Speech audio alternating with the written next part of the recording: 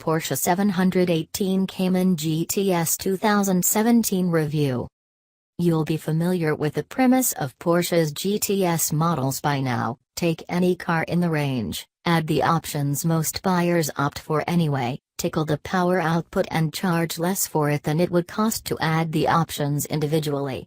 Oh yes, and don't forget some natty new wheels and black detailing. Familiar it may be, but the GTS models are consistently successful too, adding additional dynamism and performance to already potent vehicles. For this turbocharged Cayman power is up 15 bhp to 361 bhp, with torque now at 317 pounds-foot thanks to a new turbo and intake system.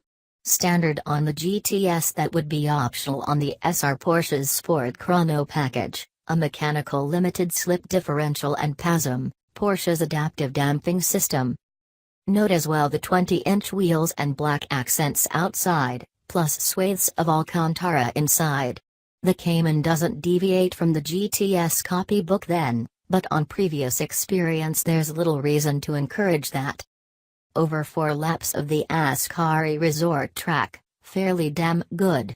Is it transformed from a standard 718 Cayman? No. Does it render a GT4 replacement redundant? No. Is it the greatest mid-engined sports car to ever grace this planet thanks to a standard sports exhaust? No. Perhaps those points are obvious, although on occasion it seems a few get a little carried away with the talents of these tinkered Porsches.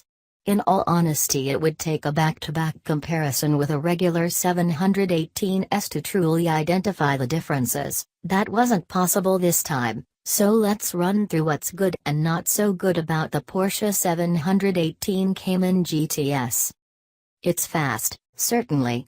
Although the gains for this car are modest, all of the turbocharged 718s feel very punchy because of the torque increase. Everything around you is familiar as a Cayman, except the way it's pulling so hard from 2000 revolutions per minute. That and the noise, of course, but we'll deal with that. The point is that the GTS will satisfy all but the most ardent of speed freaks, is responsive to all inputs and is eager all the way to 7000 revolutions per minute and beyond. The best bit of this car, however, and arguably of all Caymans, is the way it handles. It's vice-free, mid-engine sports car nirvana. There are all the best bits of putting the engine directly behind the driver with seemingly none of the drawbacks. It's a guilt-free bacon sandwich, a pub crawl without the hangover, paintballing that doesn't leave you in agony. So it's agile and precise and direct, but not spiky if you misjudge anything. Lift mid-corner or brake at an inopportune moment, easily done on Ascari's labyrinthine 26-corner layout, and the GTS doesn't punish or rebuke, it's far too assured for that.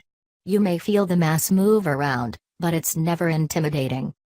And that's when you get it wrong. Get it right and the Cayman is superb, to a point that rivals such as the BMW M2, Audi TT RS and Jaguar F-Type could never hope to match. It's impeccably damped, finely balanced and immensely rewarding, even when the instructor tells you off for trying a little too hard. So what's the problem? In all honesty, it's hard to detect much difference from the standard Cayman S, but the more pressing issue is the noise. Yes, still.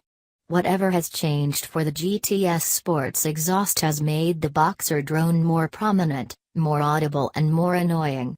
In previous 6-cylinder versions the sports exhaust button was permanently illuminated, here it's never selected, and that seems rather a shame for a 180 miles per hour sports car.